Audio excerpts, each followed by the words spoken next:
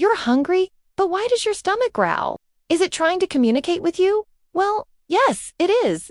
Your stomach is actually talking to your brain and it's telling you that it's empty. But how does it do that? Well, there's a couple ways. One is that when your stomach is empty, it sends a signal to your brain that says, "Hey, we need some food over here." And your brain is like, "Okay, I'm on it."